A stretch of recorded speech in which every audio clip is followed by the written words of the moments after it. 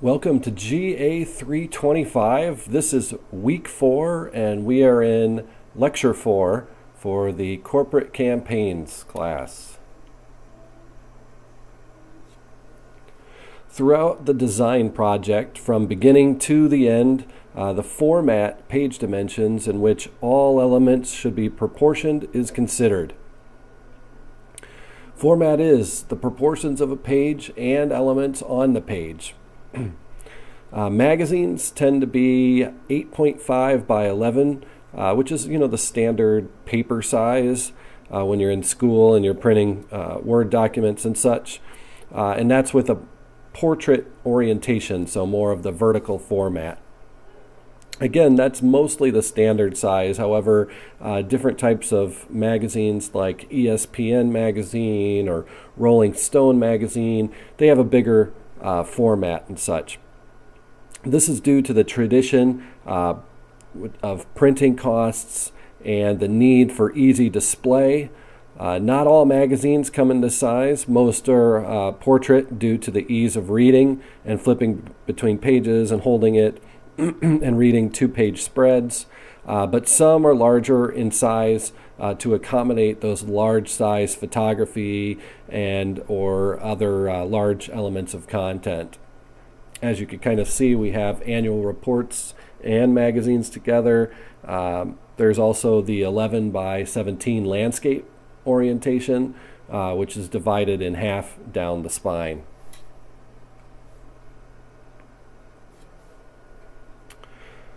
Publication formats. We have a square format, which is neutral, no tension. You usually see those like booklets in a CD, not that we're into CDs very much anymore these days, but that would be an example. Sometimes companies bring those back into maybe brochures and such. We have the vertical format, which is the portrait. It reflects the human body, something we're used to seeing, of course, in magazines and books. And then there's also the horizontal format, which is that landscape. It gives you more of a restful, calm movement from left to right. And again, that would also probably be more of maybe a company brochure.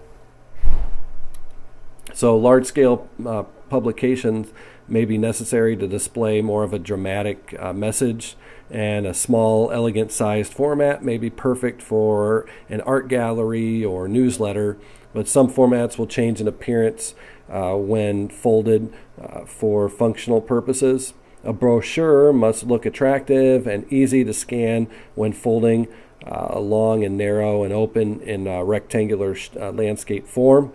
Some formats choices are made primarily for cost reasons.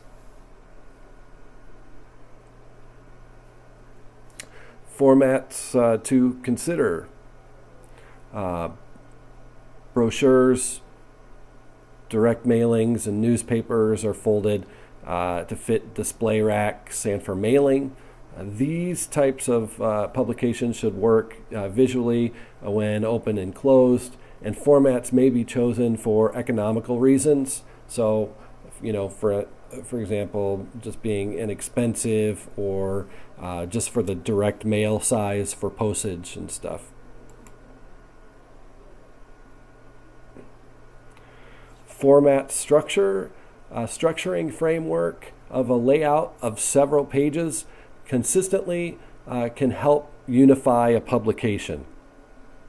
Consistent framework, which is placement of type and other graphic and elements from one issue of a serial to another, can unify a series of publications. So as you can kind of see, we have this annual report.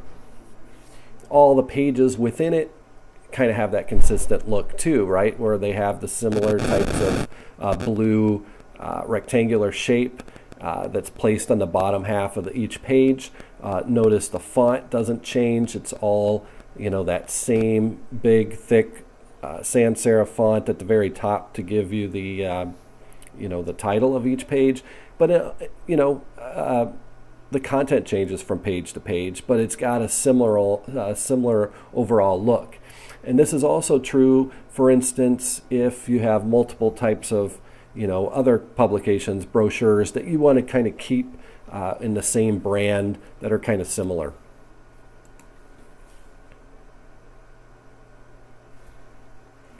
So for instance, brochure structure.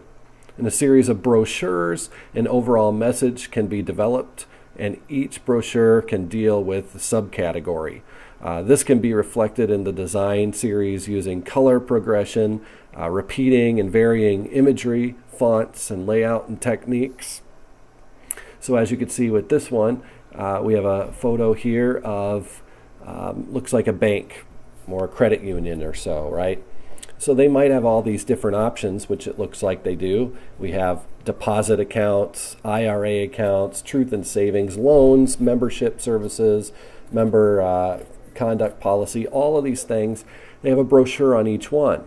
Well, it falls under the umbrella of that company, and so to ensure that these brochures kind of belong to each other under this one umbrella, they have similar graphic components. As you can kind of see, you know, the same font and color is used for the title, and it's placed at the top. Also, notice the color shape that they have, the solid color shape with the lines, right?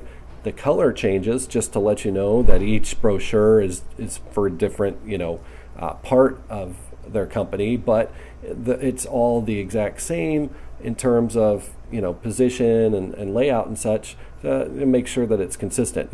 See, the photographs change as well, and then below the logo stays the same.